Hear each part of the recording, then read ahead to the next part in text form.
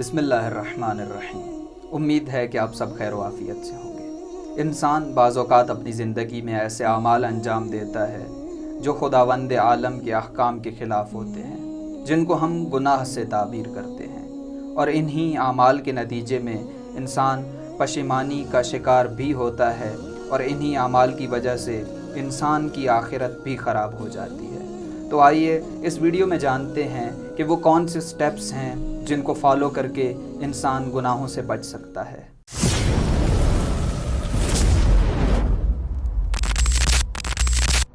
उन स्टेप्स में से सबसे पहला स्टेप ये है कि इंसान कभी भी किसी गुनाह को छोटा ना समझे। इमाम अली अलैहिस्सलाम फरमाते हैं, आज़मुज़्ज़ुनूबि इंदल्लाहि सुब्हानहू सग़ुर इंद साहिबे, कि अल्लाह की बारगाह में, अल्लाह के नज़दीक सबसे बड़ा गुनाह वो है जिसको अंजाम देने वाला उसको छोटा समझे।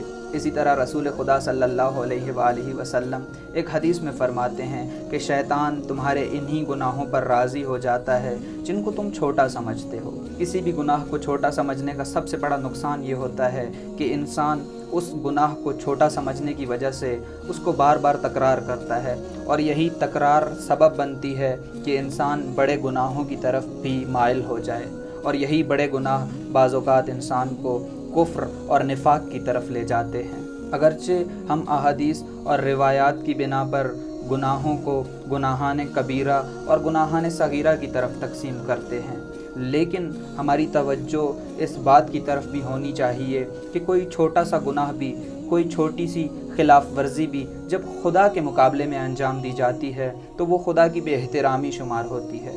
मैं आपकी खिदमत में एक मिसाल अर्ज़ करना चाहूँगा कि अगर हम कोई बेहतरामी अपने दोस्त के साथ कर दें तो वो काबिल बख्शिश होती है, वो इतनी बड़ी बेहतरामी नहीं कहलाती।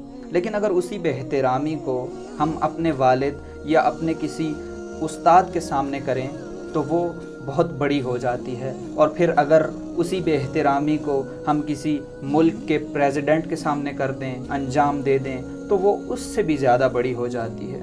यानी बेहतरामी जिसकी बारगाह में की जा रही है उसका मकाम जितना बड़ा होगा, हमारी ये छोटी सी बेहतरामी भी बहुत बड़ी शुमार होगी। अब सोचिए कि कोई इंसान उस ज़ात की बारगाह में बेहतरामी करे या उस ज़ात के अहकाम की बेहतरामी करे जिस ज़ात से बड़ी कोई ज़ात इंसान इस आलम में तसव्वुर नहीं कर सकता, तो सोचिए कि ये बेहतरामी कितनी बड़ी हो जाएगी।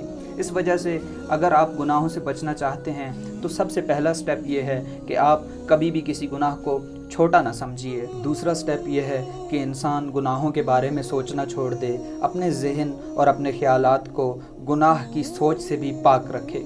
जैसा कि इमाम अली अलैहिस्सलाम फरमाते हैं, मन कसुरा फ़िक्रुहु फ़िल मआसी दाअतहु इलैहा, कि वो इंसान जो गुनाह के बारे में ज़्यादा सोचता है वो गुनाह की तरफ खिंचा चला जाता है। लिहाजा ज़रूरी है कि हम अपने ज़हन, अपनी सोच, अपने ख़यालात को गुनाहों के तसव्वुर से पाक रखें। मैं आपकी खिदमत में एक मिसाल अर्ज़ करना चाहता हूँ कि अगर एक कमरे के अंदर धुआं छोड़ दिया जाए तो अगरचे वो धुआं उस कमरे को जलाएगा नहीं, लेकिन वो धुआं सबब बनता है कि उस कमरे के दरो दीवार स्याह हो जाएं। इसी तरह गुनाह के बारे में सोचना, गुनाह की फ़िक्र करना भी इंसान के सफ़हे दिल को स्याह कर देता है और इंसान गुनाह की तरफ माइल हो जाता है। लिहाजा ज़रूरी है कि गुनाह की सोच को भी इंसान अपने ज़हन से निकाल दे और अपने ख़यालात को गुनाह की फ़िक्र और सोच से भी पाक रखे। तीसरा स्टेप ये है कि इंसान गुनाह छोड़ने का इरादा करे। हम लोग ज़िंदगी में बहुत से ऐसे काम अंजाम देते हैं जो हमें पसंद नहीं होते। ज़ाती तौर पर हम ऐसे काम भी अंजाम देते हैं जो हमें पसंद नहीं होते, और हम चाहते हैं कि उनको तर्क कर दें, उनको छोड़ दें, उनसे किनारा कशी कर दें, लेकिन हम ऐसा नहीं कर पाते क्योंकि हमारा इरादा कमज़ोर है, और इरादा कमज़ोर होने की वजह से हम उस अमल को तकरार करते रहते हैं, अंजाम देते रहते हैं। गुनाह भी ऐसे हैं, किसी इंसान को भी गुनाह अंजाम देना पसंद नहीं होता, लेकिन वो इसको अंजाम देता है क्योंकि उसका इरादा ज़ईफ़ है। अगर हम कामयाब लोगों और कामयाब मिल्लतों की ज़िंदगियों पर गौर करें तो हम इस चीज़ को समझेंगे कि उनकी कामयाबी का सबसे बड़ा आमिल उनका मजबूत इरादा था। और इसके बरअक्स अगर हम लोग नाकाम कौमों और नाकाम लोगों के ज़िंदगियों का मुतालिया करें तो हम लोग इस बात को समझेंगे कि उनकी नाकामी की वजह सिर्फ़ और सिर्फ उनका कमज़ोर इरादा था। लिहाजा ज़रूरी है कि इंसान कभी इरादा करे कि वो गुनाह को छोड़ देगा। अब ये एक अलग बहस है कि इरादे को कवी करने वाले अवामिल कौन से हैं, या इंसान किस तरह से अपने इरादे को कवी और मजबूत कर सकता है, जिसको आपकी खिदमत में किसी और मकाम पर पेश करने की कोशिश की जाएगी। अब इन 3 स्टेप्स को फॉलो करने के बाद चौथा स्टेप ये है कि इंसान खुदावंद आलम पर तवक्कुल करे और खुदा से मदद मांगे। लेकिन तवक्कुल से मुराद ये नहीं है कि इंसान अपना फ़रीज़ा अंजाम न दे और कह दे कि खुदा खैर करेगा, बल्कि तवक्कुल से मुराद ये है कि इंसान अपना फ़रीज़ा अंजाम दे, अपनी तरफ से मुकम्मल कोशिश करे और फिर नतीजे को खुदा की ज़ात पर छोड़ दे, खुदा के सपुर्द कर दे। ये तवक्कुल से मुराद है।